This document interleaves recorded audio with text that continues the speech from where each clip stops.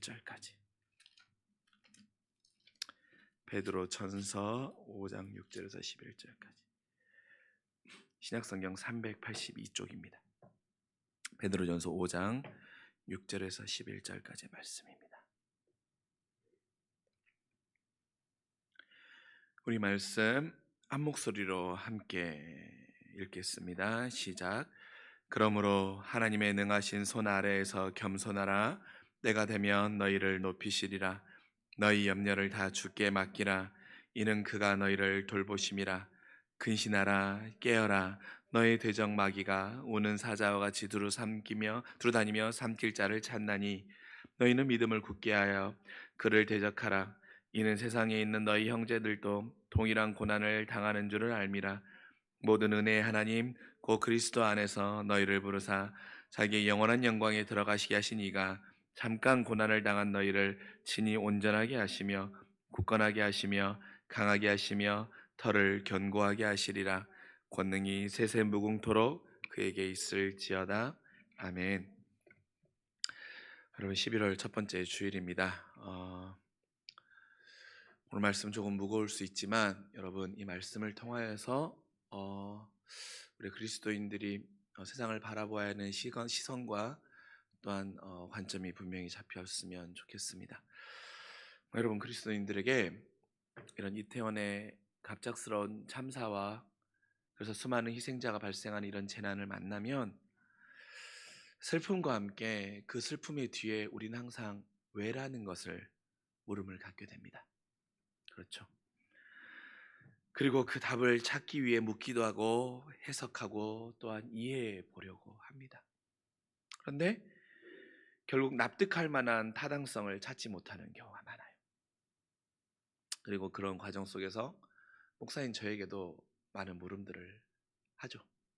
목사님, 왜 하나님은 그러한 재난의 참사의 순간 가운데 하나님께서 그 전지전능한 권능으로 막으셨으면 수많은 인파가 또한 수많은 희생자가 발생하지 않았을 텐데 하나님 왜 막지 않으셨어요? 하나님은 그때 뭐 하고 계셨어요?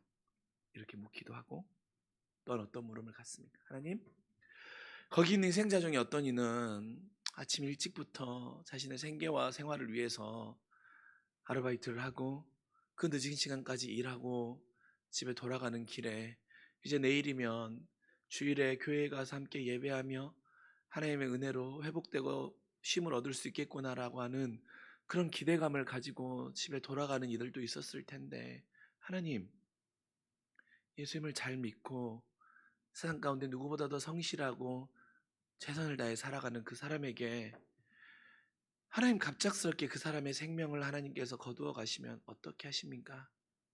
하나님, 악인에게는 침묵하시더니 왜 아무런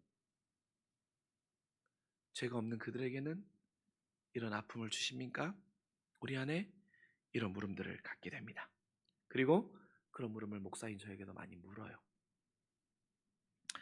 근데 여러분, 그런 질문을 만날 때마다 솔직한 저의 고백은요, 여러분, 그 왜라는 질문에 사실 명료한 답을 못 드리겠어요. 근데 분명한 것 하나는 있거든요. 그건 뭐냐면 너무 쉽게 그 원인에 대해 신앙과 신학이라는 이름으로 판단할 수 없다라는 거예요. 너무 쉽게 원인을 분석하거나 너무 쉽게 신앙이라는 이름으로 해석해서도 안 되고 해석하고 싶지도 않아요. 왜냐하면 내 안에 분명한 그것에 대한 정리와 답이 없으니까요. 여러분, 오늘 베드로전서 5장의 말씀을 보면 하나님은 우리를 온전하게 하시고 굳건하게 하시고 강하게 하시고 터를 견고하게 하신다고 말씀하고 계십니다. 그리고 우리도 고난의 기쁨에 있는 이웃들에게 이런 방식으로 자주 위로합니다.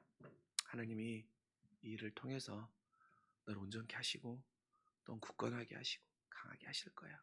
그리고 너희 터를 견고하게 하실 거야. 우리가 이런 말들을 자주 하죠. 그렇다면 여러분, 오늘 베드로 사도가 말하는 고난이 우리를 강하게 하고 견고하게 하고 굳건하게 한다는 것이 무슨 의미인지 우리가 말씀 가운데 그렇게 무슨 의미인지는 알아야 되지 않겠습니까? 그리고 나서 그들에게 그런 말을 전해야죠. 그렇게 여러분 오늘 말씀을 통하여서 베드로 사도가 우리에게 강하고 굳건하고 견고하게 하신다고 하는 의미가 무엇인지 오늘 말씀을 통해 함께 만나는 시간이 되기를 원합니다. 여러분, 베드로는 장로들에게 고난의 증인으로서 권면하고 있는 거예요. 그렇죠? 여러분, 장로들에게 고난의 증인으로 권면하고 있잖아요. 그런데 베드로 스스로도 자신도 사실 고난의 증인이라고 하는 고난의 증인이라고 할 수 있는 정말 많은 고난을 겪었죠. 만약에 고난을 대회나 고난이라고 누가 더 많은 고난을 당했냐라고 하는 대회가 있다라고 한다면 베드로가 나가면 아마 등수에 들 만큼 베드로는 정말 누구 못지 않은 많은 고난을 겪었던 사람입니다. 그렇게 자신이 고난의 증인이라고 하는 표현을 쓰고 있어요. 그러면서 그가 우리가 베드로전서 2장 21절의 말씀에 보면 이렇게 말하거든요. 이를 위하여 너희가 부르심을 받았으니 그리스도께서 너희를 위하여 고난을 받으사 너희에게 본을 끼쳐 그 자체를 따라오게 하려 하심이라는 거예요. 그는 그 안에 고난에 대한 해석이 있는 거예요. 그 본을 끼쳐 그 자체를 따라오게 하겠다라고 말하는 거예요. 근데요, 베드로의 놀라운 건 뭐냐면 이 해석을 베드로가 장로들과 교회 성도들에게 강요하고 있지 않다라는 거예요. 그 해석을 가지고 베드로와 장로들에게 또한 이렇게 그들이 양육케 하는 교인들에게 이 해석을 강요하지 않아요. 도리어 고난 앞에서 신앙을 지키는 초대교회 성도들께서 어떤 태도로 나아가야 할지를 안내해 주는 거예요.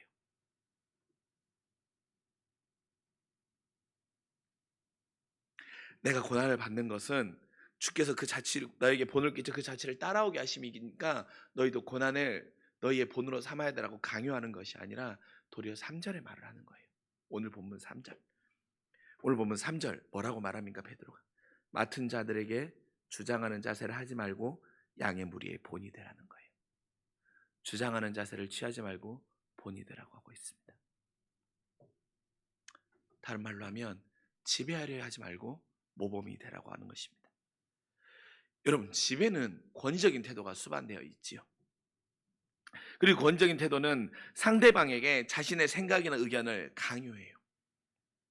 이런 상황에 대한 내 판단과 해석이 옳으니 너는 그걸 받아들여야 해 하는 식의 태도 아닙니까? 이것이 지배하려고 하는 자의 마음인 거예요. 나의 생각과 판단이 옳으니 그리고 이 상황에 대해서 내가 너에게 말해주는 것이 바른 해석이니 넌 이걸 받아들여야 돼 라고 말하는 것이죠. 베드로는 장로들에게 이런 태도로 강요하지 말라고 하는 거예요.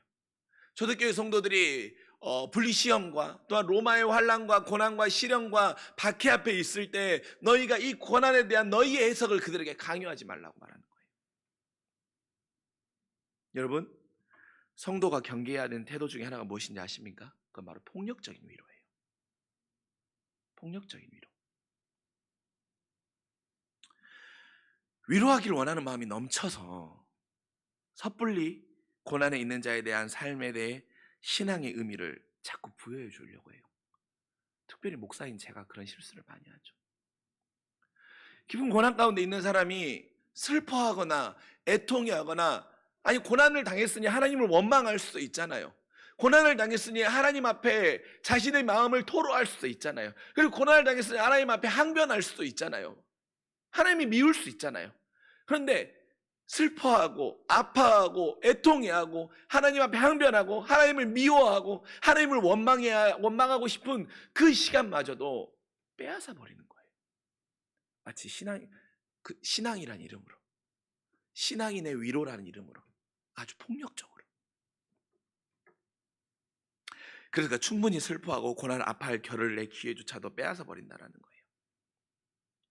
그걸 오늘 베드로 사도의 표현을 빌리면 지배적인 모습인 것입니다. 도리어 이때 필요한 자세는 무엇인지 아십니까? 로마서 12장 15절의 말씀, 우리가 잘 아는 말씀처럼 우는 사람과 함께 울어주는 거예요. 이때는 우는 사람과 함께 울어줘야 되는 거예요. 여러분, 이런 재난의 참사뿐만 아니라 여러분 주변에도 갑작스러운 고난과 아픔과 슬픔을 당한 이들에게 있으면 여러분 너무 쉽게 그 사람에게 신앙으로 그 사람의 상황을 해석해 주려고 하는 지배적인 모습을 우리가 경계해야 하는 것입니다. 너무 쉽게 신앙의 이름으로 해석해 주려고 하지 마세요. 저도 그런 실수 많이 했거든요. 장례를 겪은 분들한테 이제 그만 슬퍼하세요. 그만 슬퍼하세요. 천국 가셨는데 이제 그만 슬퍼하세요. 물론 천국에 대한 소망을 전하기에 그런 말을 하지만 돌이켜 보니까 참 미숙했어요. 그 말이 얼마나 위로가 될까 싶어요. 되려 함께 울어주고 함께 아파해주고 살아있을 때 다하지 못한 효와 살아있을 때 다하지 못한 사랑에 대한 미안함으로 있는 그 미안함의 마음에 함께 짐을 짊어주는 것이 신앙인의 바른 위로의 모습이 아닌가. 특별히 이번 한 주 참 많은 반성과 회개하는 시간이었습니다. 그러면서 베드로는 또 뭐라고 말하냐면 모범을 보이라고 말해요. 모범을 보이라고. 그러면서 모범을 보이는 구체적인 방법을 안내하거든요. 5장 2절의 말씀입니다. 5장 2절 말씀 볼까요? 너희 중에 있는 하나님의 양 무리를 치되 억지로 하지 말고 하나님의 뜻을 따라 자원하는 마음으로 하라는 거예요. 자원하는 마음으로. 바로 이것이 모범을 보이는 태도예요. 자원은 하나님의 뜻을 따라 하는 것이고 기꺼이는 더러운 이익을 탐하지 않는 거라고 말하고 있잖아요. 여러분 이 모습을 대표적으로 보여주는 선지자 한 명이 있거든요. 제가 몇 주 전에도 설교 때 나눴지만 예레미야예요. 왜냐하면 여러분 예레미야가 유다 백성들이 어려움을 당하거든요. 어려움을 당하고 있을 때, 왜냐하면 사방의 우겨쌈과 또한 사방의 이제 외세의 침입 앞에 나라는 풍전등화이니까 얼마나 불안하겠습니까? 그런데 그 불안함 가운데 있을 때 이 모든 상황에 대해서 이렇게 해석해 주는 사람들이 있었던 거예요. 괜찮다, 괜찮다 이렇게 해줬던 사람들이 있었던 거예요. 그때 예레미야가 일가를 가하거든요. 뭐 여러 말씀이 나오지만 대표적으로 한 절만 찾으면 예레미야 6장 14절에 보면 이렇게 말하고, 예레미야 뭐라고 말하냐면 백성이 상처를 입어 앓고 있을 때 그들을 괜찮다고 말하지만 괜찮기는 어디가 괜찮느냐라고 말하는 거예요. 이게 표준 세번역의 번역으로 해석하는 거거든요. 야, 백성들은 이 외세의 아픔과 또한 이 포로로의 어려움 때문에 상처를 입어가지고 앓고 있는데 괜찮다 말하지만 뭐가 괜찮냐라는 거예요. 그러면서 15절에 그렇게 괜찮다고 말하는 자들에 대해 뭐라고 예레미야는 표현하자고 하냐면 이렇게 역겨운 일을 하면서도 부끄러워하지 않는다라고 그들에게 일가를 가하고 있습니다.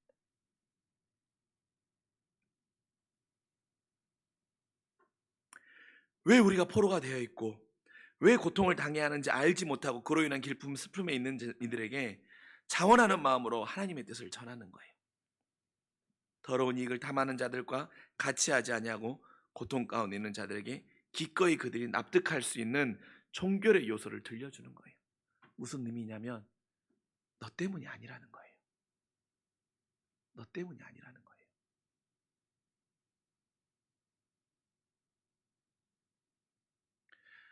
하나님의 말씀을 바로 전하지 않는 제사장들과 그들과 힘을 합쳐서 자신의 유익과 자신의 만족만을 채우려고 하는 악한 지도자들의 모습이 이 상황의 중요한 원인이라고 예레미야는 그들에게 들려주고 있는 거예요. 그들이 너희가 우상을 섬기고 있을 때 그들이 너희에게 깨우지 못했던 그들의 모습, 또한 우상을 섬길 때 너희가 형통할 수 있을 거라고 너희에게 미혹하였던 그들의 잘못 때문에, 그런데 너희에게 지금 괜찮다 말해주고 있는 그 모습에 대해 일가를 가하고 있는 것입니다.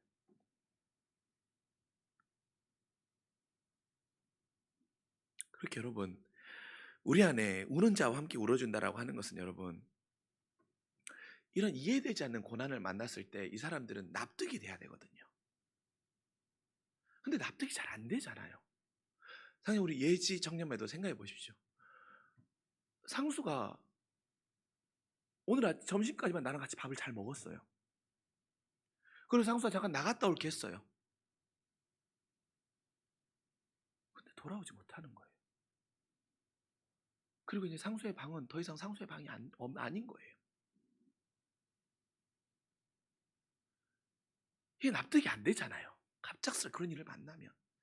그러니까 그런 희생자들에게는 납득이 필요하거든요. 그러니까 그들에게 권위적인 태도를 경계하라고 해서 우는 자와 함께 울으라고 했던 거고, 그들이 납득을 위해 길을 찾아갈 때 있잖아요. 그러면 믿는 자는 그 길에 함께 동참하면 되는 거예요.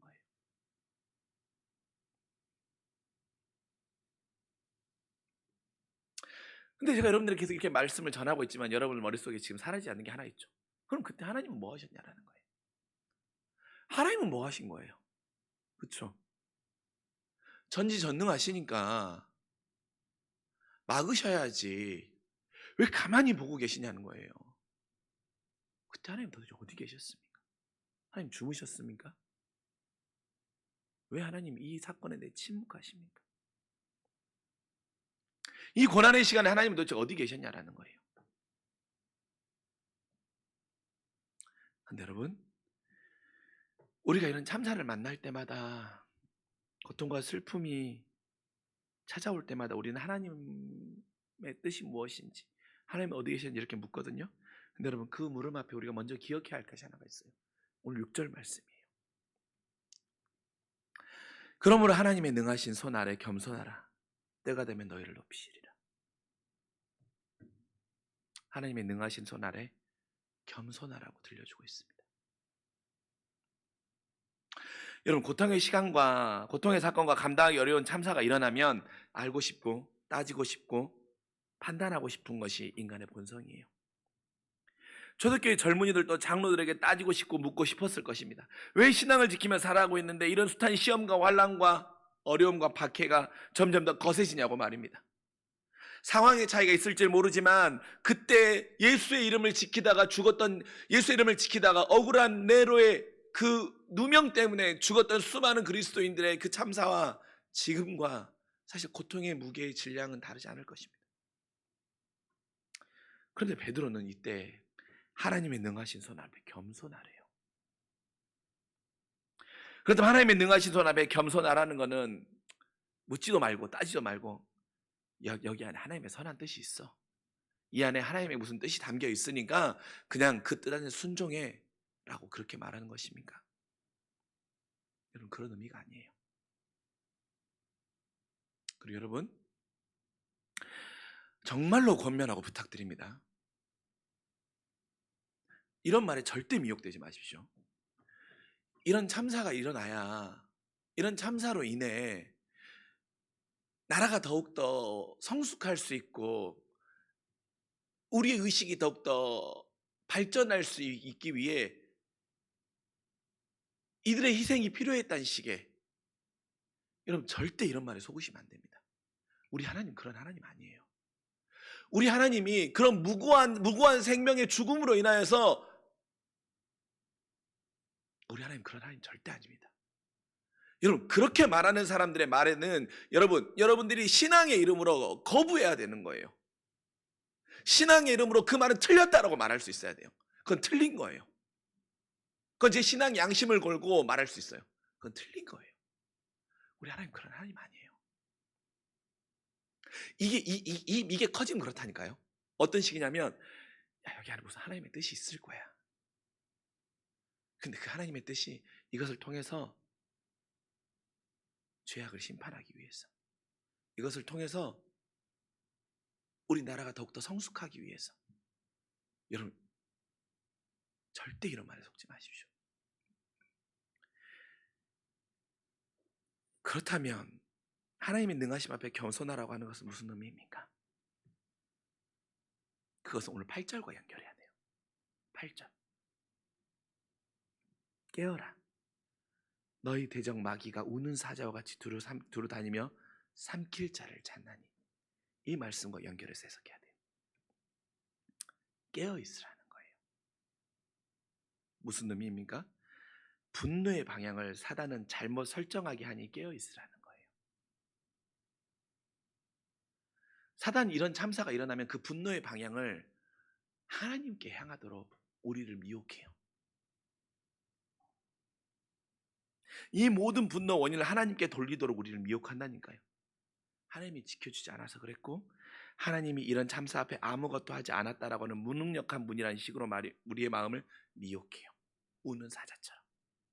그게 가장 쉽잖아요. 그리고 그때 하나님은 뭐하고 계셨냐는 식으로 이렇게 우리는 묻습니다. 이 태도에 대해 이 태도는 사단이 심는 겸손하지 못한 태도예요. 너무 쉽게 그 자리에 갔던 이들의 원인을 돌리거나 이를 심판하는 태도나 아이들의 희생을 통해 말씀드렸던 것처럼, 여러분, 원인에 대해서는 저도 사실 모르겠어요. 하나님이 어디 계셨는가, 또는 하나님의 네, 그러나 제가 그건 하나는 분명히 알아요. 그리고 그거 하나는 여러분들에게 분명히 말씀드릴 수 있어요. 하나님은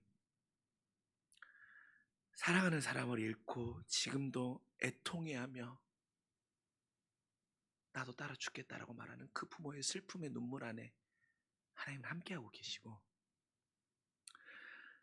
사고의 원인의 조사 과정 가운데도 보이지 않는 모습으로 하나님은 함께하고 계시는 거예요.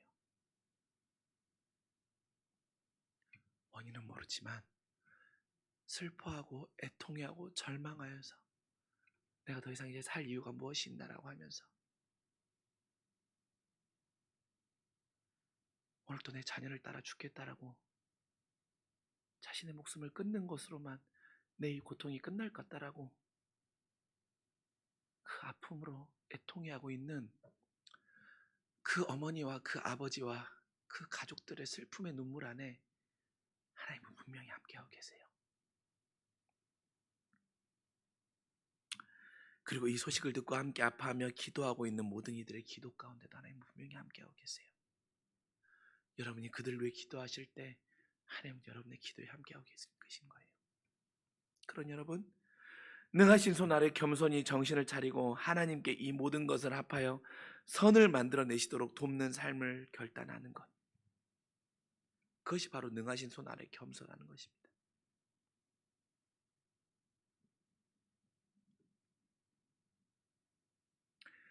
하나님께 원인을 찾는 것이 아니라 분노의 방향을 잘못 돌리려고 하는 사단의 미혹에 넘어가는 것이 아니라, 하나님은 그때 무엇을 하셨는가가 아니라 하나님은 지금 슬픔의 자리 가운데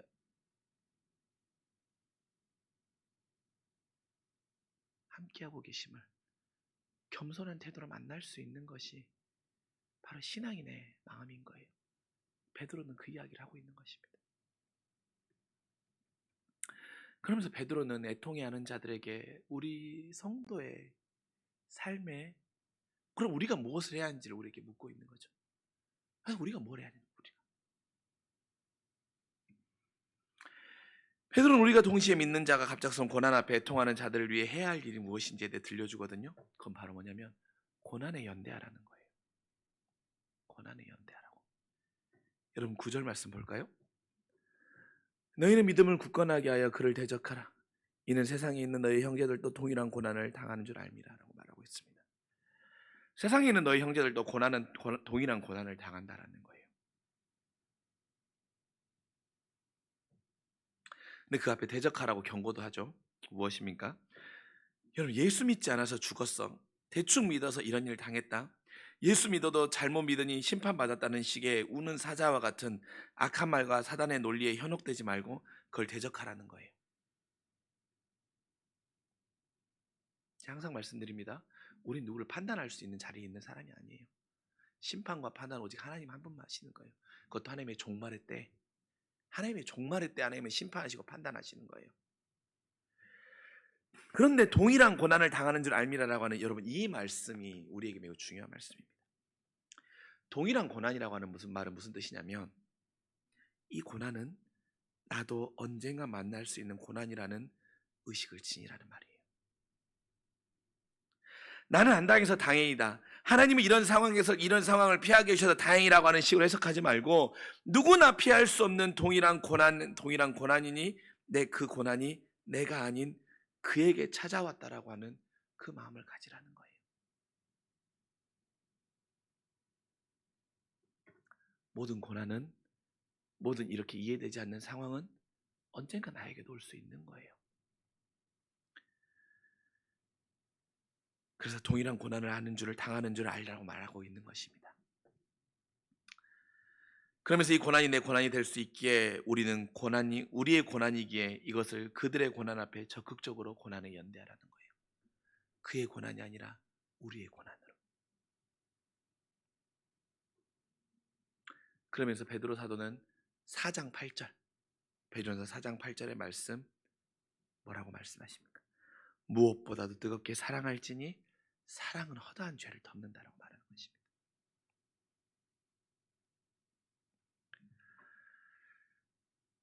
연대하는 것이 뜨겁게 사랑하는 거라고 안내하는 거예요. 바울도 또 비슷한 말을 하거든요. 골로새서 1장 24절에 이렇게 말합니다. 뭐라고 말하냐면 그리스도의 남은 고난을 그의 몸된 교회를 위해 내 육체에 채우라는 거예요. 남은 고난을 내 육체에 채우라는 거예요.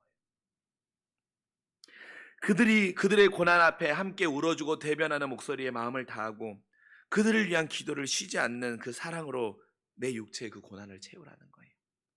그렇게 고난에 연대하라는 거예요. 그들이 함께 울 때 함께 울어주고 그들이 외칠 때 함께 외쳐주고 그들이 납득하기 위한 상황을 앞에 소리칠 때 우리도 그 소리에 함께 목소리를 실어주고 대변해 줄 수 있는 그 고난에 연대하는 것이 믿는 자와 남은 자가 뜨겁게 사랑하는 태도라고 말씀을 우리에게 도전하고 있는 것입니다.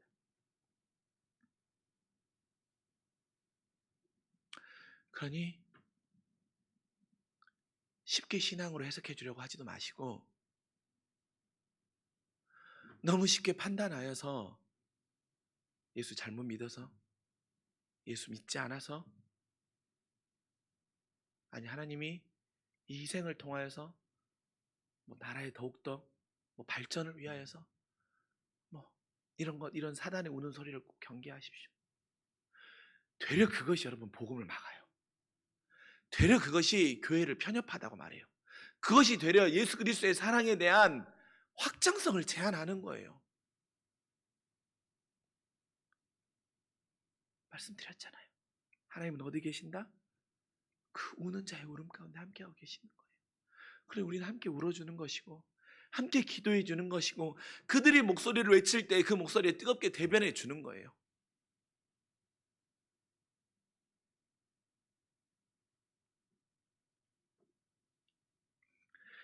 그런데 여러분 그들의 아픔이 내 아픔이라는 태도와 고난을 연대한다고 해도 그렇게 한다고 해도 그들에게 근본적인 위로와 눈물의 마름은 줄 수는 없습니다. 우리가 함께 슬퍼하고 함께 아파하고 고난에 연대한다고 할지라도 그들의 눈물을 결코 마르게 할 수 없어요. 아니 줄 수 있다고 생각하는 것이 어리석은 거죠. 그렇다면 여러분 믿는 자가 결국 아픔과 고통 가운데 있는 자들에게 분명하게 전하고 확신케 해야 하는 진리가 무엇입니까? 함께 울어주고 함께 아파하고 고난에 연대하는 것은 믿지 않는 자들도 할 수 있잖아요. 그렇죠. 근데 믿는 자는 여기에 뭔가 하나가 더 있어야 되지 않겠습니까? 그것이 바로 무엇입니까? 10절 말씀이에요. 그리스도께서 친히 온전하게 하시고 굳게 세워주시고 강하게 하시고 기초를 튼튼히 세워주신다는 것입니다. 주님이 온전하게 하시고 굳게 세워주시고 강하게 하시고 기초를 튼튼하게 해주신다는 거예요. 근데 여러분 슬픔은 깊고 이제 만나고 싶어도 만날 수 없는 상태인 무엇으로인데 슬픔이 너무나도 크고 다시 만날 수 없는 상태에 빠져 있는 그 신음에 있는 이들에게 무엇으로 굳게 세워주시며 무엇을 어떻게 강하게 하신다고 말씀하시는 것입니까? 그 말 자체가 사치이지 않겠습니까? 그래서 베드로 사도는 이 말씀을 하시면서 10절에 이 이야기를 동시에 하는 거예요. 모든 은혜의 하나님 곧 그리스도 안에 너희를 부르사 자기의 영원한 영광에 들어가게 하시니 은혜의 하나님 그리스도 안에서 너희를 부르사 자기의 영원한 영광에 들어가게 하신 이가 고난을 당한 너희를 이라고 말하고 있는 것입니다. 무엇입니까? 자기의 영광에 들어가게 하신 이가 고난 앞에 이렇게 말씀하시는 거예요. 무엇입니까? 부활의 소망을 보여주신 그리스도께서 우리를 고난 앞에 굳고 강하고 담대하게 하신다는 거예요. 즉 고난에 연대하는 것과 더불어 우리 안에 분명케 해야 되는 건 뭐냐면 부활의 소망과 종말론적인 신앙이에요. 믿는 자가 이러한 아픔과 고통 가운데 있는 자들에게 그가 영원히 해석되지 않고 영원히 받아들여지지 않고 영원히 슬픔 가운데 신음하고 고통받고 있을 때, 그리고 그 시간이 오래오래 지나도 해석되지 않을 때 이제 성령께서 말하라고 하시는 그때 말할 수 있는 그것은 부활의 소망과 종말론적인 신앙만이 위로해 줄 수 있는 거예요. 그리스도 너희를 부르사 자기의 영광 안에 들어가게 하시니. 당시 초대교회 성도들에게 환난과 박해로 예상하지 못한 기쁨, 슬픔의 굴레가 일어나는 일들이 허다했습니다. 근데 그런 그들이 여러분 예전에 말씀드렸죠. 베드로전서에 가장 많이 베드로가 쓰는 단어가 선이에요. 선을 행하라, 선한 양심을 가지라. 어떻게 근데 그들이 선을 행하고 선한 양심을 가짐으로 인하여서 초대교회 안에 교회가 더욱더 부흥하고 환난과 핍박과 박해 안에 죽는 일들이 많이 일어났는데도 교회가 더 부흥할 수 있었고 복음이 더 불릴 듯 일어났던 이유가 무엇입니까? 선을 행하고 선한 양심을 가졌던 거예요. 되려 악을 선으로 갚은 거예요. 어떻게 그런 놀라운 일이 일어날 수 있냐라는 거예요. 당장 누명을 써가지고 나의 아버지와 나의 가족이 다 죽고 나는 고아로 남았는데 어떻게 그 고아로 남은 자가 선을 행하면서 선을 악으로 갚고 뜨겁게 사랑할 수 있었냐라는 거예요. 초월적이어서 윤리적으로 너무나도 뛰어난 위에 있어서 여러분 그런 걸로 되지 않아요. 너무나도 큰 슬픔을 만나면 그런 걸로 되지 않는다니까요. 그들에겐 이게 있었던 거예요. 자기의 영광 안에 들어가게 하시니가 분명히 다시 땅 가운데 오셔서 우리를 부활의 소망으로 영화롭게 다시 부활케 할 것이고 천국에서 나를 가장 영화로움과 영광됨으로 상급 주실 것이라는 그 사실을 분명하게 믿었던 것입니다. 완벽하게 믿었던 것입니다.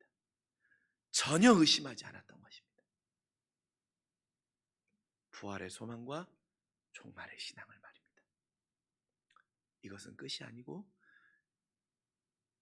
부활하셔 올라가신 주님이 다시 내려오셔서 그 재림의 날에 다시 땅에 오셔서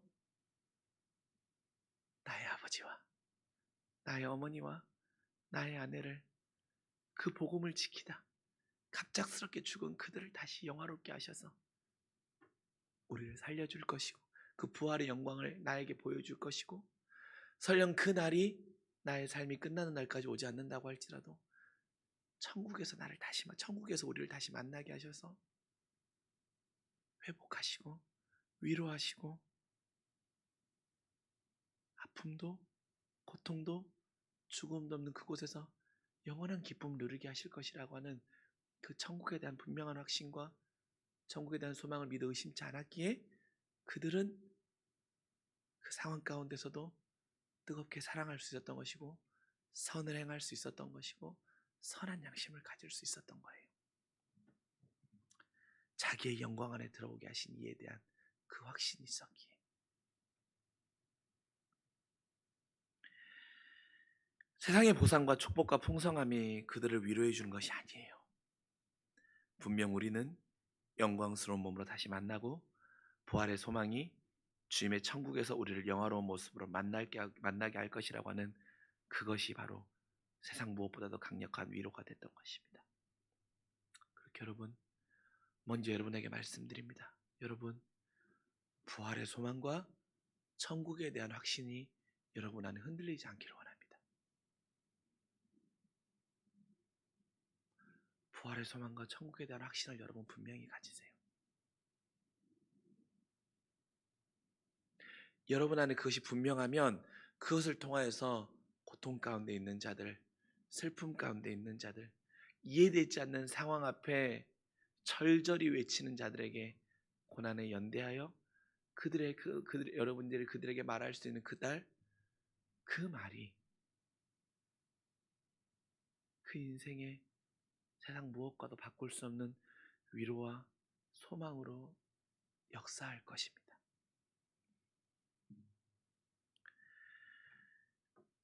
사랑하는 성도 여러분, 우리는 고난 속에 있는 이들에게 내가 할 수 있는 위로는 극히 제한적입니다. 그저 우리는 우는 자와 함께 울며 그 고난에 연대하는 것 외에 더 할 수 있는 것이 아무것도 없습니다. 그들에게 언제가 될지 모르지만 다시 일어나게 하는 힘은 결국 우리 구주 그리스도께서 보이신 부활 생명과 종말의 소망입니다. 그리고 여러분에게도 이 소망이 오직 여러분을 다시 굳고 굳세게 하고 강하게 하고 세우는 힘이 되는 것입니다. 이번 한 주 우는 자들 위해 함께 울어주시고 그들의 고난에 연대하여 함께 기도해 주시기를 부탁드립니다. 그리고 혹시 주변에 너무 쉽게 그들의 이 고난에 대해 해석하고 의미를 부여하려고 하는 이들이 있다면 여러분, 지금은 함께 울어줄 때라고 말씀하시면서 그것을 잠시 멈출 수 있도록 여러분의 믿음의 도전과 길을 안내해 줄 수 있는 믿음의 성숙함도 또한 여러분들 안에 있기를 간절히 소망합니다. 그리고 그들이 어느 날 어느 때 여러분에게 찾아와서 도저히 이해되지 않고 해석되지 않는 내 삶에 어떻게 하면 좋겠냐라고 묻는 그런 날이 다가온다고 하면 여러분들 안에 분명히 서 있는 그 천국의 소망과 부활의 소망으로 위로해 줄 수 있는, 그리하여서 그것을 통하여서 굳게 세워지며 강하게 하시며 온전케 하시는 그 하나님의 사랑을 그들에게 나눌 수 있는 믿음의 성숙한 본을 보이는 주님의 자녀들이 되시길 주님의 이름으로 간절히 축원합니다. 기도하겠습니다. 하나님, 그렇습니다. 우리는 이해할 수 없지만 분명한 것은 고난의 슬픔의 자리에 있는 이들의 그 눈물과 그 절절함 안에 하나님은 함께 아파하시고 함께 슬퍼하시고 그들의 목소리에 하나님이 함께하고 계신다라는 것을 우리는 분명히 압니다. 하나님, 우리도 고난에 연대하여 우는 자들과 함께 울어줄 수 있는 그 울음과 기도가 우리 안에 있게 하여 주시옵소서. 또한 아버지 하나님, 너무 섣불리 그들에게 폭력적인 위로를 하는 우리의 모습이 있지 않기를 원합니다. 사단은 분노의 방향을 잘못 설정하게 하여서 하나님을 원망하고 하나님을 미워하고 모든 책임을 하나님께 돌리라고 하는 우는 사자와 같이 우리를 두루 삼키려고 하고 있을 때 우리가 능하신 손 안에 겸손히 해석하려고 하고 이해하려고 하고 판단하려고 하는 것이 아니라 우리는 그저 잠잠히 그 고난에 연대하는 믿음의 성숙함을 보이는 주님의 자녀들 되게 하여 주시옵소서. 그러나 아버지 하나님, 그 슬픔 가운데 있는 이들에게 결국 그 마지막에 그들을 위로하고 그들에게 소망을 주는 것은 천국의 소망과 부활 생명의 종말론적인 신앙임을 고백하지 않을 수가 없습니다. 그렇게 우리 안에 우리 먼저 분명한 천국의 소망과 부활의 생명과 종말론적인 신앙으로 세워지는 우리 모두가 되어서 그 천국의 소망과 부활 생명의 소망이 그들에게 위로가 될 수 있도록 주님 함께 기도하며 애통해하는 믿음의 주의 자녀들 되게 하여 주시옵소서. 부활이요 생명이신 우리 구주 예수 그리스도의 이름으로 간절히 기도합니다. 아멘. 우리 시간 함께 384장 나의 갈 길 다 가도록 찬송하시겠습니다.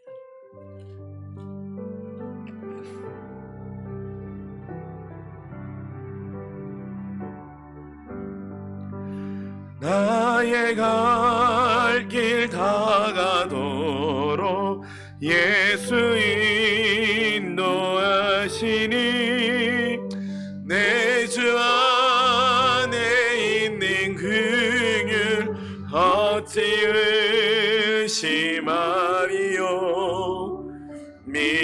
믿음으로 사는 자는 하늘 위로 받겠네.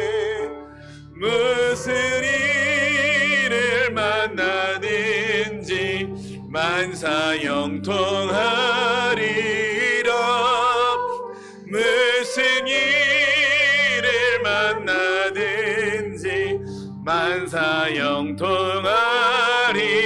3절입니다. 나의 갈 길 다가도록 예수 인도하시니 그의 사랑 어찌 큰지 말로 알 수 없도다. 성령 감화 받은 영혼 하늘 날아갈 때에 영영 부를 나의 찬송 예수 인도하셨네. 영영 부를 나의 찬송 예수 인도하셨네.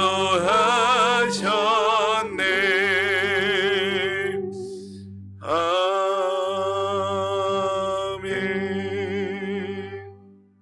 하나님, 우리의 달길 다가도록 인도하시는 그 주님의 선하심을 기억하며 어려운 일 당할 때에도 우리는 매우 가랄 수밖에 없으나 부활의 소망과 천국의 확신으로 우리 안에 은혜와 우리 안에 다시 일어나는 힘을 심어주실 그 하나님의 계획하심의 약속을 붙잡고 믿음으로 함께 걸어 나아갈 수 있는 주님의 귀한 믿음의 백성들 되게 하여 주시옵소서. 우리의 능력이 되시는 우리 구주 예수 그리스도의 이름으로 간절히 기도합니다. 아멘.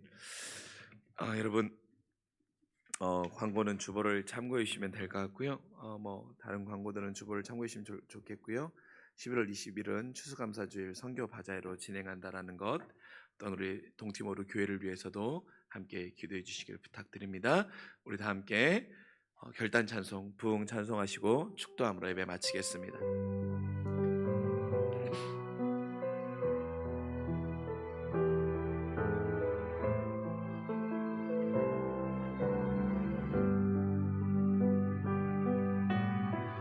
이 땅의 황무함을 보소서.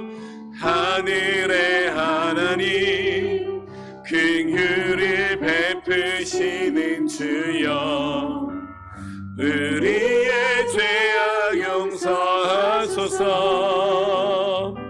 이 땅 고쳐 주소서. 이제 우리 모두 하나 되어 이 땅에 무너진 기초를 다시 쌓을 때 우리의 우상들을 태우실 성령의 불이 마소서. 불의 불길 타오르게 하소서. 진리의 말씀 이 땅 새롭게 하소서. 은혜의 강물 흐르게 하소서. 성령의 바람 이제 불어와